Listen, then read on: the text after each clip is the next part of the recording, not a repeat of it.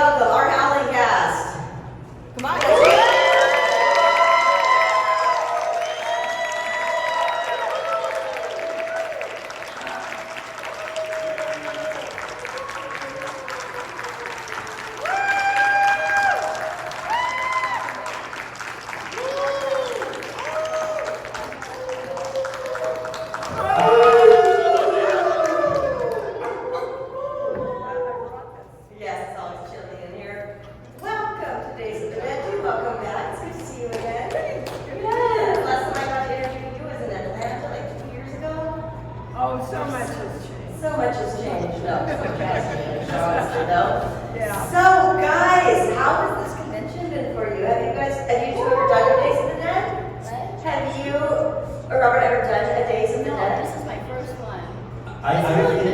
I don't know that we, the three of us, have been together at a convention before. We've been to screenings, yes, revival screenings.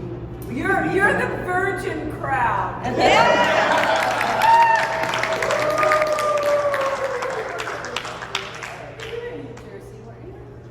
don't know.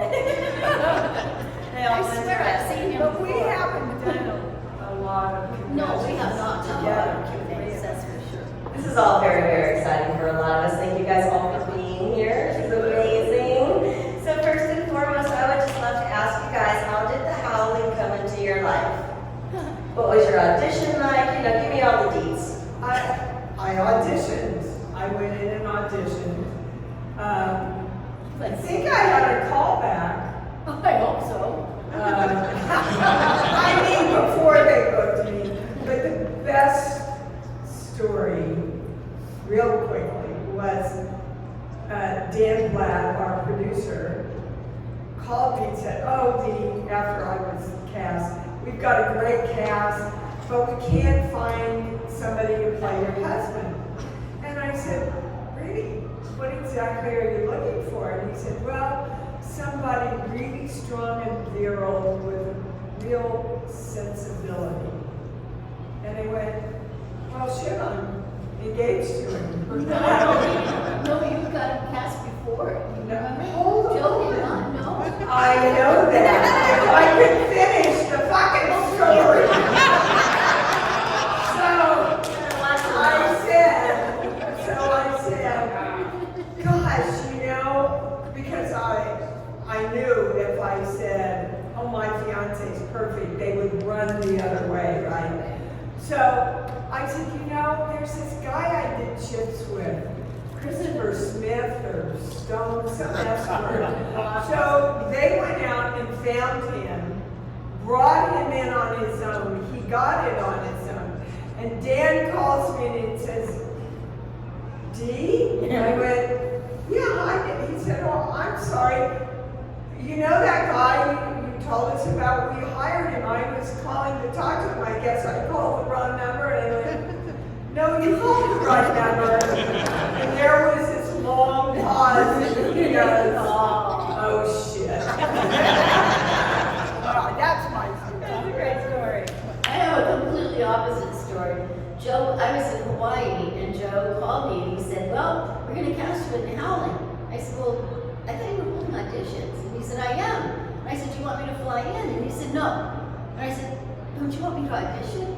He said, "What if you blow it?" I said, "Yeah." He wouldn't even let me audition because he was worried, you know. Oh, bull He was. He wouldn't let me audition. I was like, he knew how good you were, and he just hired you. well, I had done Prana, and I'd done Panama. Yeah. Yeah. The history. The Howling was my first film role. I was a theater actor up to that point. I had done 2 leading roles on Broadway. The second one was playing Jack Lemmon's son in a play called Tribute, which was later made into a movie with Robbie Benson playing my part. Belinda had seen me in Tribute, and when we did it, after we closed on Broadway, we did it in LA.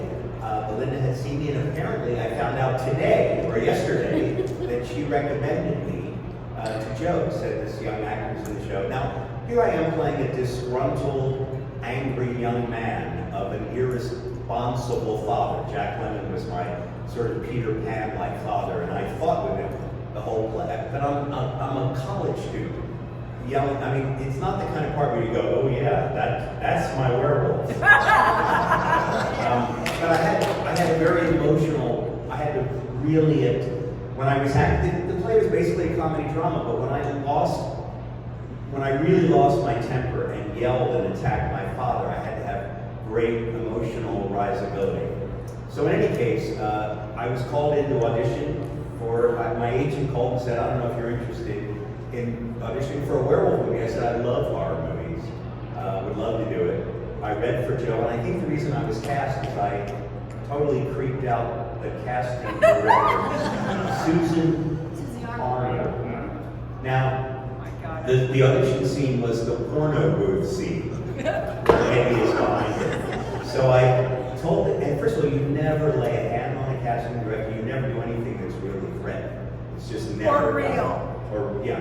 Well, I seated her in a chair, and I got on my knee behind her, so I think my face was right behind her head. And the reason I was cast is the expression on her face as I talked to her, because I was so creepy.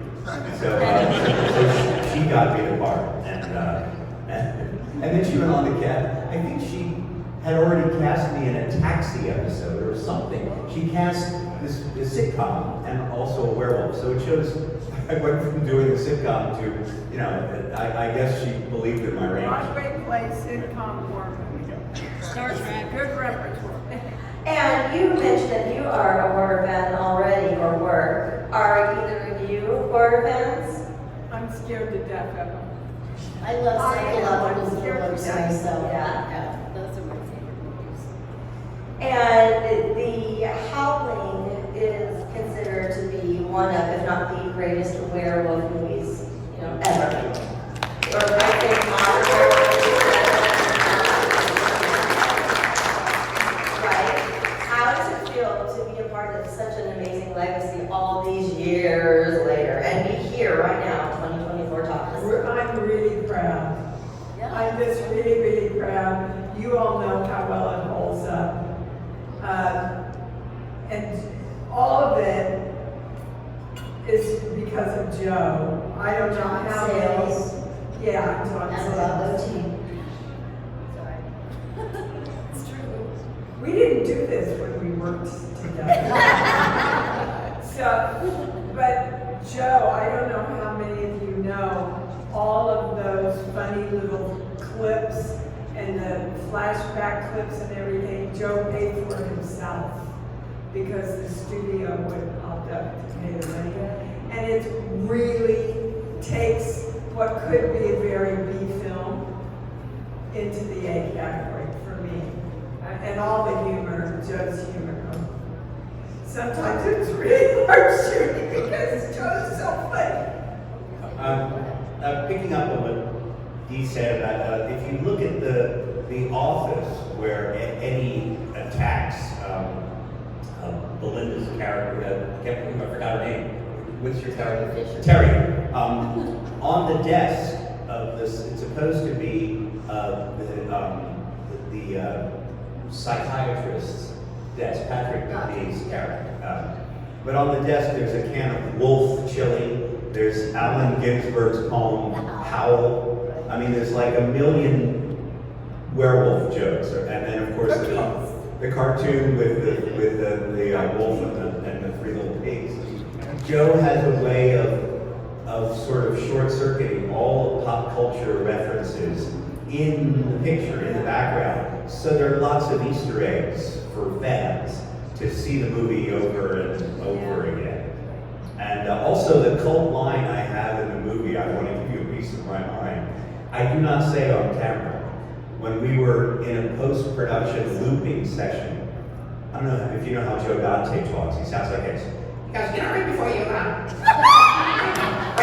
tear her throat out, there's something in the spine. You'll see it in the dead spine. So why don't you say something? No, I said, but right before you pull a bullet out of your brain, there's a dead spot. Why don't you say something? I said, what am I going to say before I pull a bullet out of my brain? I want to give you a piece of my mind. And he goes, okay. So I recorded that line is off camera, and it's sort of the cult favorite line of the movie, and was said completely as a joke, but there you go. That's when the magic happens, when you're shooting is when stuff. But I have to tell you, when we're getting ready to do the big transformation scene, where he turns into the werewolf, none of that was ready. That was all put in weeks afterwards. 3 months. So, back to Joe. So he said, I'm going to talk you through it. And I'm like in La La Land, and he goes, okay, he's getting taller. Whoops, there comes his ears. Now his nose. And I hear somebody in the crew starts to laugh over there. And somebody else. Pretty soon I've lost it. And I said, just tell me the order, Joe, and I'll take it on my own. God love it. I just love it for pieces. But the truth is, it was about 3 months because I was living back in Hawaii when he called and said, the werewolf's done, come back, right? We're going to shoot the 2 shots. I already shot my close-ups. And I said, you want me to match shots I did 3 months ago? He said, yes, you know. So I flew in and I said to the hair lady, Gigi, I said, my hair's grown, you probably should trim it. She said, no, I have Polaroids, it looks just the same. And I said, no, you really need to trim it. If you watch that scene with me getting killed, where the gurney comes at me, and if you slow it down in slow motion, you can see my hair go like this. It's true. So before I throw it out to the audience, I hope you guys will indulge me. I want to ask you guys a couple of individual questions. For you two, you are both a part of one of my favorites, Gremlins 2. Thank you. Keep on working on that. I played the douchebag in the Gremlins 2, Mr. Fletcher. I always play characters you don't like, whether I'm tearing your throat out or just being kind of a prissy, officious guy. I'm the right-hand man of Daniel Clamp, John Glover's wonderful skewing of Donald Trump. And all I remember is I had the best wig I've ever had, and I asked to be in really beautiful clothes. Because I learned a lesson from my actor friend Joe Pantoliano. Sometimes they let you keep the clothes, so ask for the best ones you can. So I had very fancy clothes in the movie. I never looked better. And the last scene where the gremlin corners me in the bathroom, we shot that reaction shot, I think, 17 times. And I did different things in every one. And the one where I look like, oh, what the hell, why not? She's kind of cute, that reaction. Joe, that's the one they used. And Joe said after I did it, he says, you expect me to print that? And that's the one in the movie. Yeah, Gremlins. Well, I mean, you know, Joe really wanted to have a repertoire company that he used over and over in all of his films. And I was very lucky to be sort of the girl that he used in 12 of his films. And so when Gremlins came out, he said, come, you know, I'll just have you, just come on the set, right? And I said, okay. And the night before I was supposed to shoot, I called Joe and I said, Joe? He said, yeah. And I said, I don't have a script. He said, a what? I said, a script? He said, neither do I. I said, what did you want to do about? What's a gremlin? He said, I don't know yet. We'll find out. And I said, wait a minute, what do you want me to come in and do tomorrow? He said, come in and ad-lib with Holly Holiday, okay? And I was like, oh my God, are you kidding? I'm not gonna, I wrote 40 scenes up. I brought a wad of paper to him the next day. I said, I kind of panicked. Did you look at these? And he says, I love the first scene, take it to Polly. She came up with that line, you know, what is it, when it's Christmas, you know, or something like that.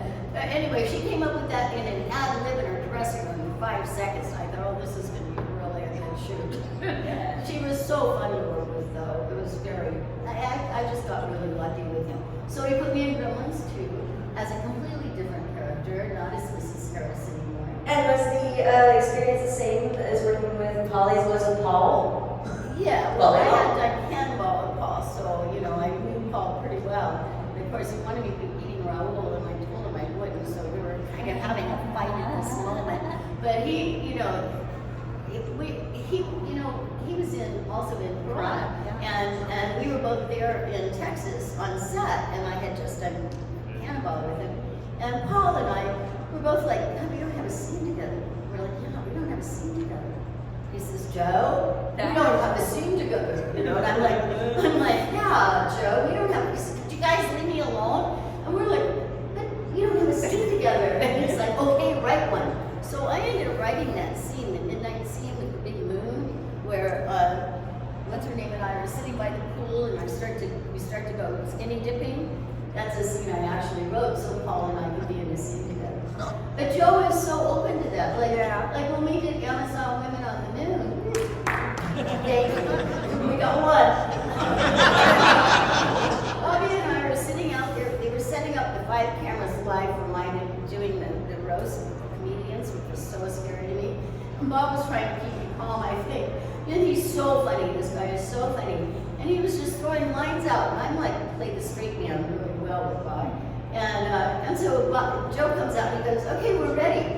We got the camera set up. And Bob goes, Joe, check this out. And we did that little ad-lib that we did out in the annex there in front of the church. And he's, oh God, bring the cameras out here, let's shoot it. And that's the way it was on set with him. He was so open to our creative energy. And I think those are the things that make magic in the film. Yep, absolutely. Those are the best directors. Yeah. And for Dee, I have been a fan and admirer of yours for a very long time, since I was a wee thing, all the way from Cujo to Touched by an Angel. I am also a fan of your books, and even more so a fan of your radio show and / podcast, which you can listen to later on. Can you speak a little bit about that and share it with our audience on what it is? Because I try to tell everybody about it. Wow. Okay, well, real quickly, I'm a clairaudient channel, and I just did my 400th radio show. It's on Sunday mornings at 9 a.m. Eastern time, or Pacific time. And I teach people how to work and direct with energy, and how to be responsible for their own lives. My book, Born, that just came out, is a book of complete instruction how to manifest anything you want in your life. And my life is a really good example. They told me I would never have children. I said, thanks for sharing. God and I have a different plan. She's now 35, and I have a 6-month-old grandson.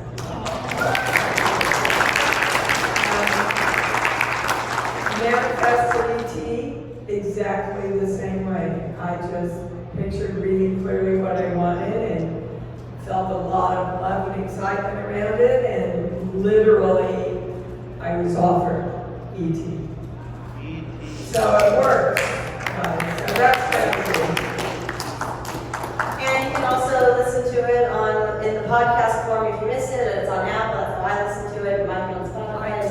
iTunes, yeah. My heart. So check it out. I got a lot from it. I try to tell everyone I know about it, and so I thought it's important plug. Thank you for that. Yeah, of course. Okay, so any audience questions?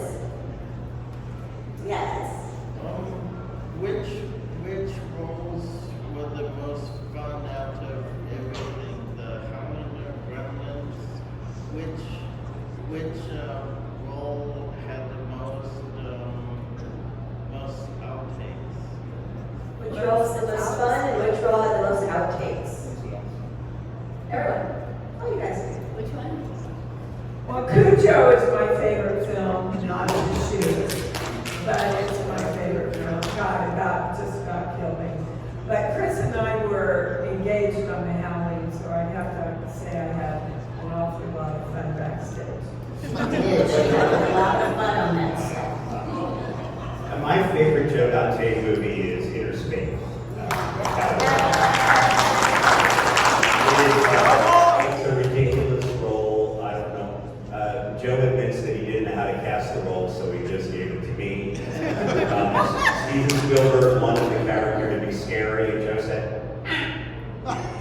Steven wants fine. So here's what we're gonna do. We're gonna shoot an audition where you're scary and we'll fool Steven and then we'll do what we want. So that's what we did. We shot an audition where I was very mean. I was lit very harshly from one side, so my face looked like a half moon. It fell into darkness. There were no lines to audition with. The character was supposed to just be some weirdo foreigner. So I did kind of a Middle Eastern accent and read, do you remember the instruction manual you used to get with a video cassette recorder? Is anyone old enough to remember what a video cassette? And it's like how to set the timer when it's blinking 12 o'clock, right? That's what I read. I read in an accent.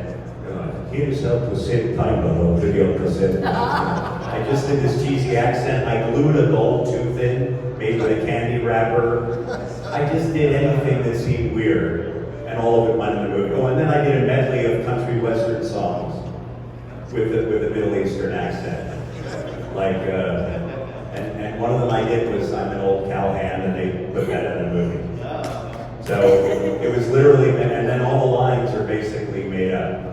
And I remember the producer, Mike Fennell, off camera. Mike Fennell is not the funniest guy in the world, right? So Joe, we're doing the scene where I'm pretending to, Martin Short is pretending to be the cowboy. He's it's supposed to be my face on Martin Short. And one of the characters says, "Cowboy, what did you do to your hair?" And I say, "I had it done, Clint Eastwood style. You see Outlaw Yossi Vale's mother flick." So I say that line, and Mike Fennell, I can hear him off camera go, "Is that funny? Do you think that's funny?" "I don't think that's funny. That's not funny. Is it funny?" Like that. One of my favorite parts of you, Robert, I have to say, was Explorers. I mean, you were just so funny in Explorers, so delicious and wonderful. I mean, all of us was ad-libbed, I think. Yeah, the Explorers was the job that got me out of heavy makeup for good. They almost killed me in that movie because I was very alive. And poor Ethan Hawke, it was his first movie and he had no idea what was going to come out of my mouth. It wasn't really fair to him because I was sat in the makeup chair for 9 hours. I thought of a million things to say.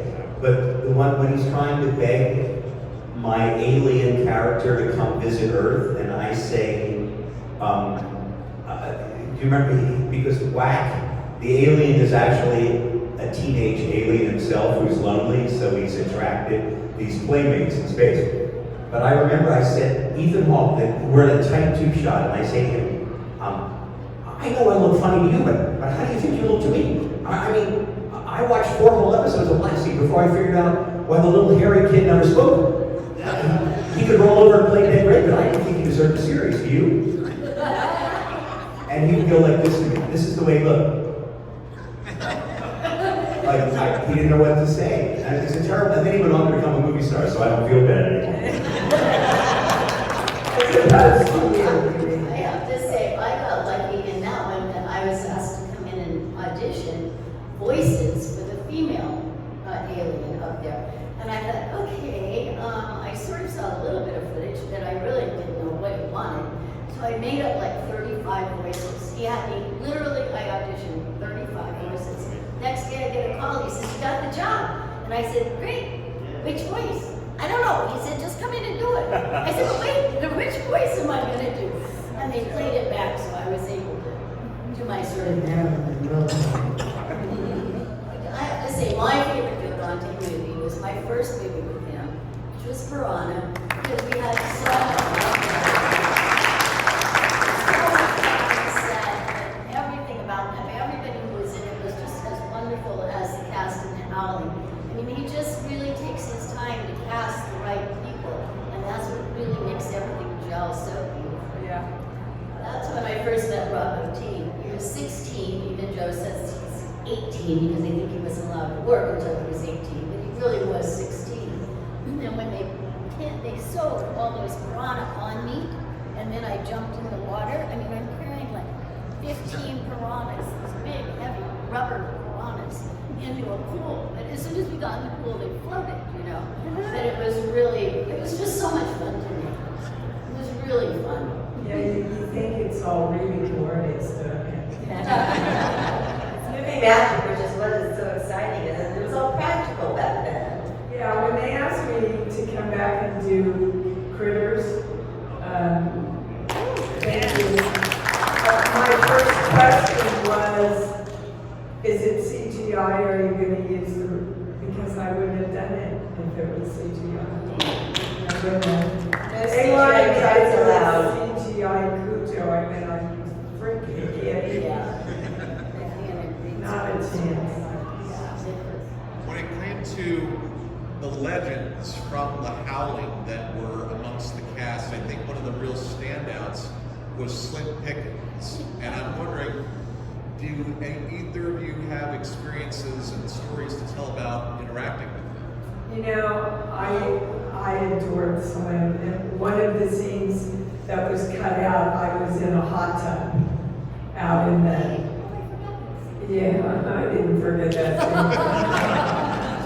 And I'm not at that point very far from being from Kansas.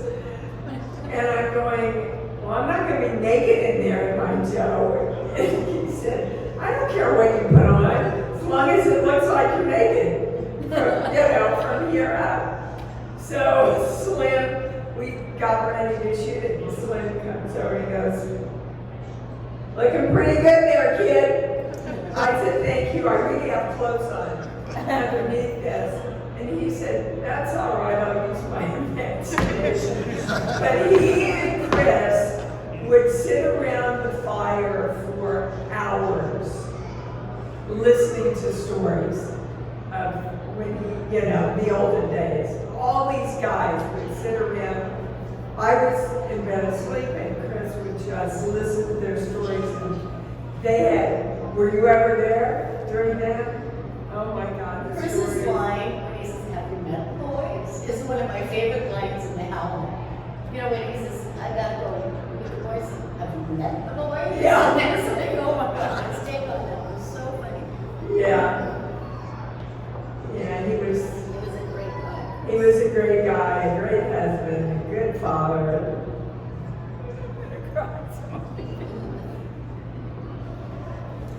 I never met anyone in the movie.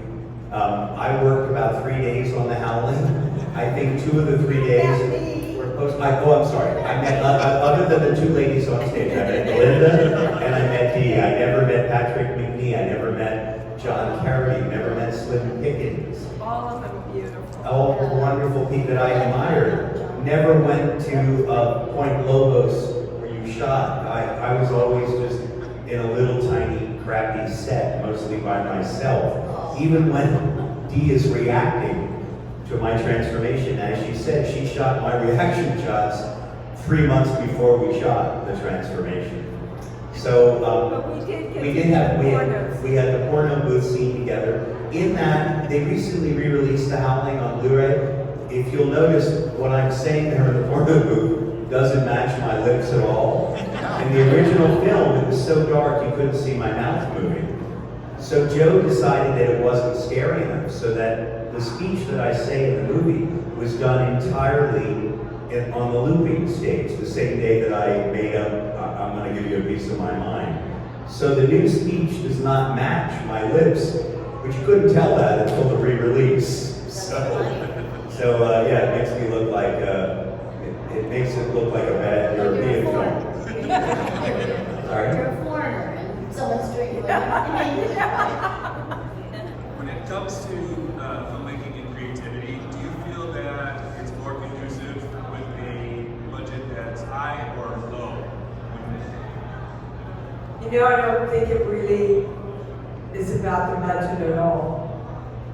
I think it's really about the talent that you get together. And by talent, I'm meaning cinematographer, director, actors, and of course the writer. If you don't have the script, you're starting in default already, right? But I've done some really, really big budget films that I didn't think were extraordinary, and I've done some little tiny independent films that I thought were some of the best things I've ever done. Because they have a heart, you know, everybody's so worried about money. They're really pitching in and working as hard as they can go. And it's like everybody's making the same film. It's not like separate, you know, you arrive on some expensive set, you know, you never meet anybody and everybody's so posh, you know. Working with Joe and working on low budget films, to me, you know, I mean, I like money too, but you know, it was just so the experience of working, the way we worked together, you couldn't pay me to have that experience. I mean, I would pay you to have that experience again.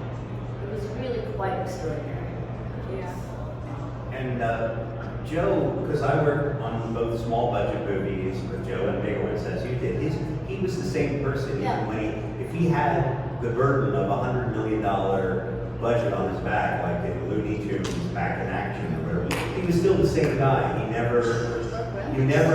None of the pressure that was put on him by the studio, because on a movie with a big budget, every minute on the set, and if it's a low budget movie, every minute costs $68. If it's a big budget movie, every minute costs $20,000 or whatever. You never felt that pressure from him. He still was that same spirit of, you know, we're just going to have fun. I want to hear your idea. If you have an idea, in the Interspace, when I had the scene of the cowboy dressing up to go in the town, he goes, okay, where do you want me to put the camera?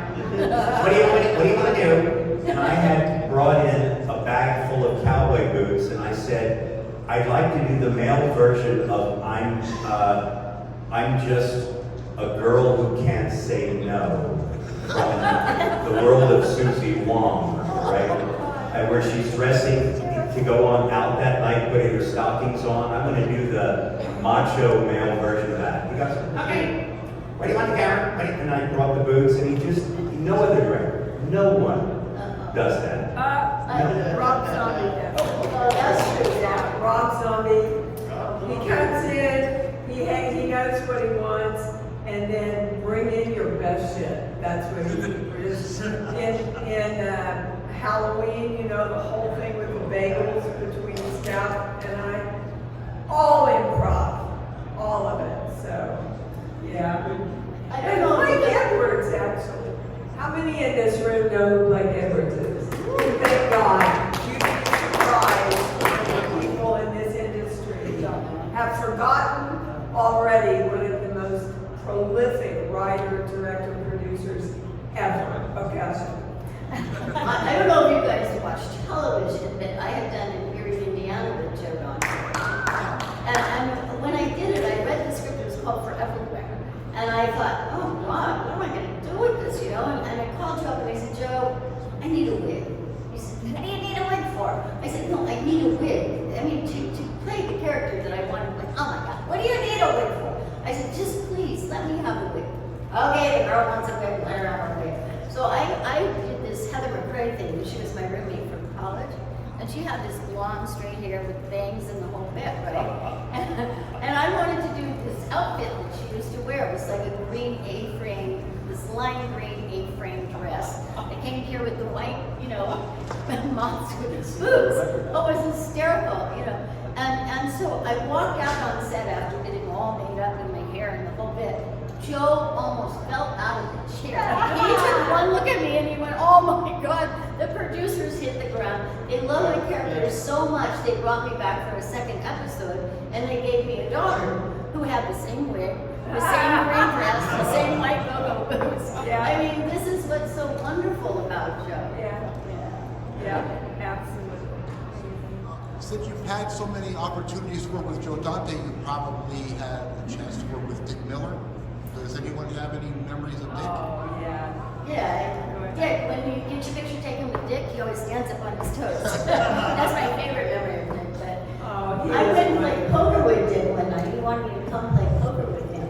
Well, it was, you know, when I first worked on The Howling, I met Dick that day that we were going to do the bookstore scene, right? And I had asked Gigi, I wanted to have that double pierced ear, you know?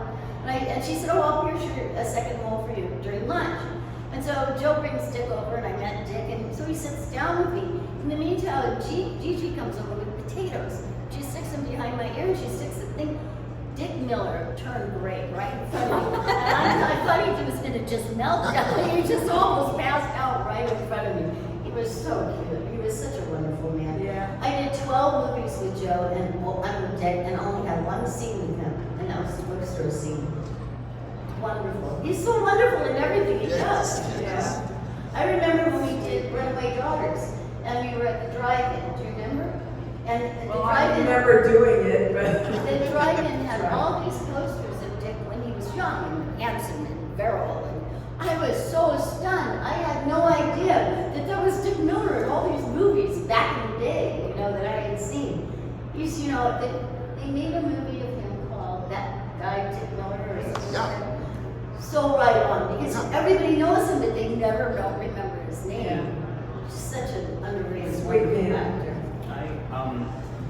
When I had met Dick at the time I saw The Howling, and I just thought he was the funniest thing in the movie. He was great. That, you know, he just his amazing pace in delivering dialogue. When we were the trash men in the Burbs, it was during the writer's strike, so there was no scene there. There was really very little scene we had. And at the time, Shirley MacLaine had a book out about, you know, Off limits or something sort of, like that. yeah. About what I did. About that, yes. So I said to Joe, I'm not in the Writers Guild, I'm gonna write this scene, so we have something to do. And the way to do that is always give the other actor the better lines. Right. So I gave gave Dick all the funny lines, and I was simply a lazy guy who would rather talk than work, right? And Dick was the guy doing all the work, but he's too nice a guy to really yell at me. And it was sweet to get to, because I knew Dick at that point now, to write something that I knew he would shine in and be funny, and also we could poke fun at Shirley MacLaine's book. I'm sorry, but it was some of the things. It was really I never would see making fun of your book. This was but the laying on of hands and the healing power of crystals and all that stuff all found its way into the dialogue between two trash men.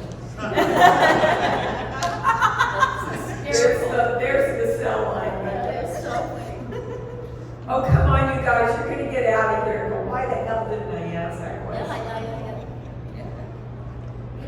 How was Rob Zombie as a director? Oh my God, I adore him. I love him, I love Sherry. She brings him his health food drink and his vitamins every morning. So cute. But you know, when I did, he sent me 3 from Hell. And I wrote back and I said, oh my God, I've got to do this part, but I have to look really shitty.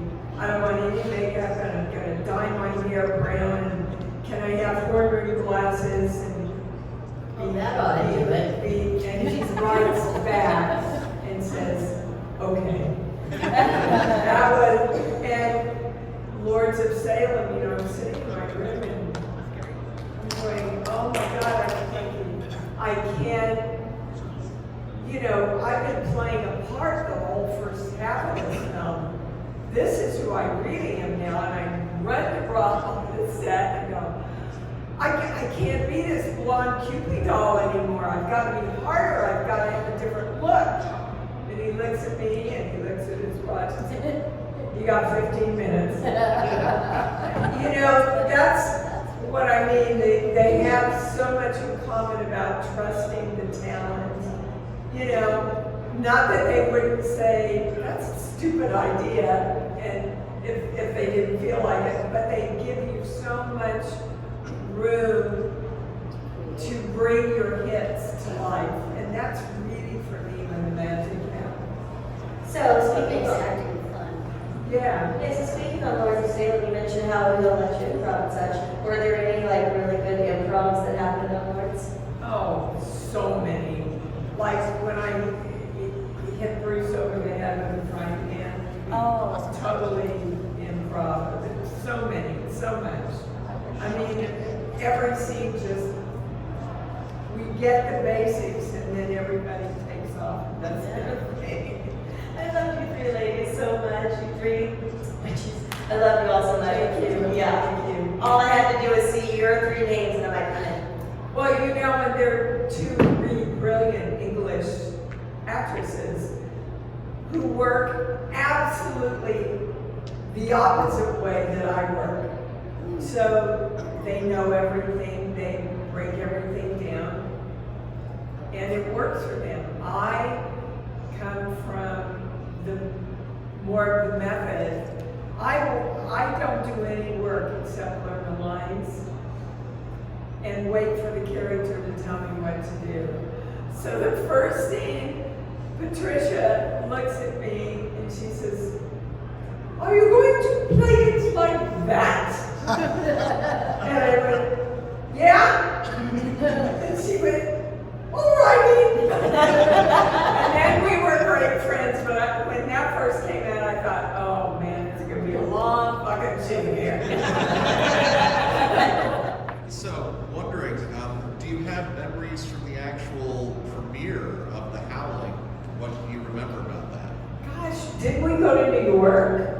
No, I was in LA. I remember it well because I have that scene where the dog jumps in the window when I'm in Eddie Quist's apartment. And of course, the dog isn't there when I'm shooting the scene, right? And so we're at the screening, you know, and it's like a roller coaster, that screening. I mean, they're laughing, they're screaming, you know, I thought Joe was like a conductor, you know. And all of a sudden, here comes the dog. I was the only one in the whole screening that screamed, okay? I mean, it scared me, I just screamed. A few seconds later, I could hear Joe all the way down in the front laughing his ass off that I was the one that screamed and thought it was so scary. Okay, we did absolutely go to New York. No, I never went. Well, we did. And Chris and I, and because it was at Studio 54, we had a party afterwards, but we're in the screening, my whole family came, even my grandma. And we're sitting, watching it, and we get to the scene where Chris is having the love scene with the she-wolf. It's dead quiet. And my grandmother says, "Christopher Stone, shame on you!" Best moment of the whole night.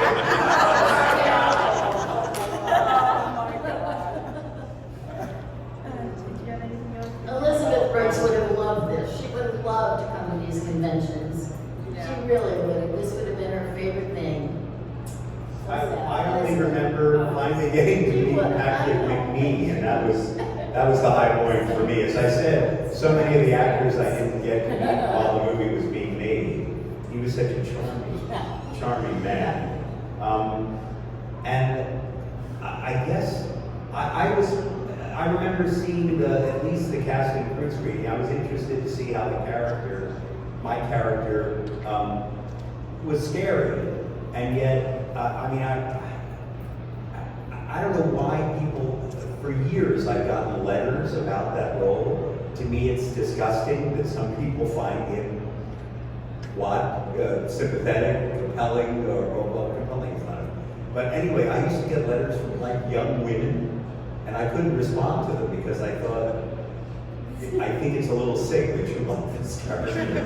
So I'm just going to pretend you didn't send me this letter. But anyway, I mean, Eddie is a weird guy, and I remember that I also wanted to like be marveling over how sexy your voice was when I was playing back how by having murdered her, which I thought was and once again Joe said, okay, you know, because it was not in the script that I It was on it, right? So I mean, the strangest thing about making the movie for me was I was doing a comedy at the Westwood Playhouse, the Geffen now. I was doing a Frank Lesser musical review. So 6 days a week I would sing and dance, and on the 7th day I was a werewolf tearing a woman's throat out. That was my life for 2 consecutive weeks. Sing and dance Sunday through Saturday, and then Monday go and be a werewolf. It was, it's wonderful to be an actor. Welcome to an actor's life. You know what I would love is I would love a Guys and Dolls werewolf show. That would be great. Guys and Dolls werewolf. show. Wouldn't that be great? I'm just saying, when you said Frank, I was like, oh. Instead of a modern day saying, oh, Take werewolf. back your meat could be like, take back your fur. That could be funny. Right. Okay, one last question to wrap it up. Before I let you guys go, I want to ask you guys, is there something important that you've learned on a set, being set, that you would like to share with us? Covered all 12 God, months. Yeah, I learned right away, if it's a bad direction, you gotta speak up. If it's a bad direction, I feel like I have roaches crawling all over me. And I just had an experience like this where basically it was a scene where my son, they thought he was dying. And the opening scene, my husband and I are coming into the hospital, and they come over and they say, can you do it a lot more hysterically? Can you come in real hysterical? And I said, I can, but I'm telling you it's false. And they said, well, what do you mean? And I said, look, I walked into my bedroom and found my father who had tried to commit suicide in my bed. You know what happens? Nothing. Because your brain goes, I'm not seeing this. Wait, what is this? Something's wrong. And I quietly walked into the living room and said, Mom, I think Daddy's tried to hurt himself in my bed. Cut to 2 hours later after the paramedics have come. And they say, he's going to be okay. Both of us lost it then. I said, it's the moment when I know he's okay that you lose it. If I lose it before, I've done all the work for the audience before the moment it happens.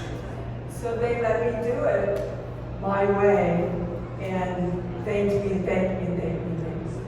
So that's what I learned even before I was anybody. I can't do something that's not true.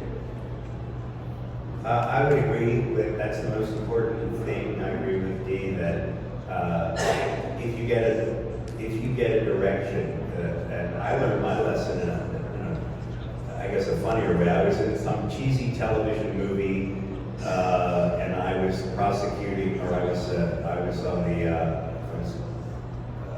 I had Chris Sarandon on the stand, and the director was a guy named Marty Davidson who had a terrible Brooklyn accent. And I guess because I was the low man on the set, you had Virginia Madsen and all these people that were more famous than me. I was the guy who got picked on. And this is the direction he gave me. All right, here's what I want you to do. You gotta understand, I want you to just nail it like that. And I was like, you know, before the camera rolled, I was like, I'm gonna nail him, I'm gonna nail him. And I went, and the camera rolls, and I go, did you? And Chris Sarandon burst into laughter, right in my face. And then he was so embarrassed that he had laughed at a fellow actor. He immediately said, oh, I'm sorry, I'm so sorry. And I said afterwards, I pulled him aside and said, thank you. Thank you for saving me, saving my career. So I learned a lesson that day, which is, I don't argue with directors. If they give me a direction that I hate, or I think is wrong, I do two things. First of all, I try to use the universal translator.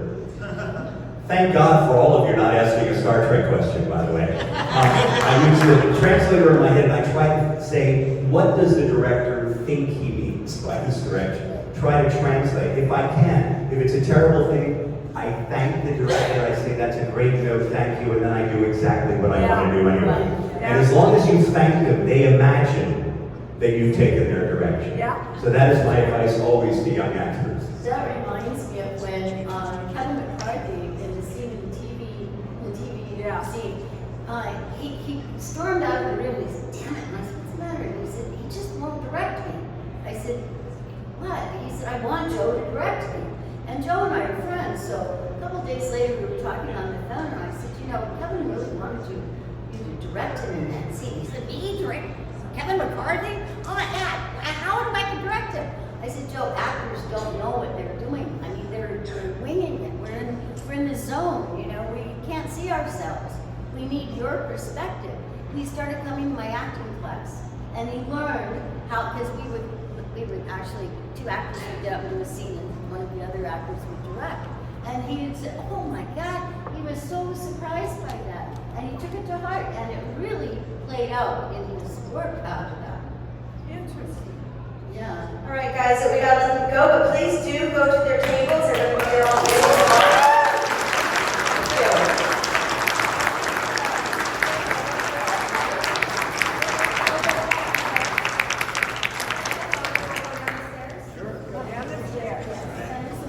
Absolutely.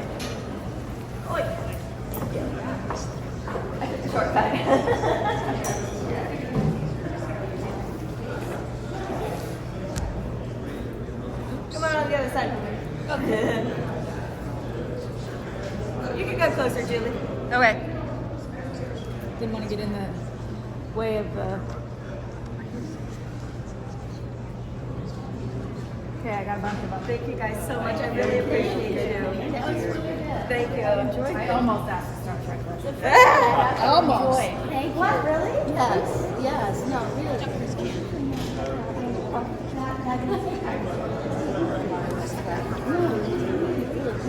Appreciate you.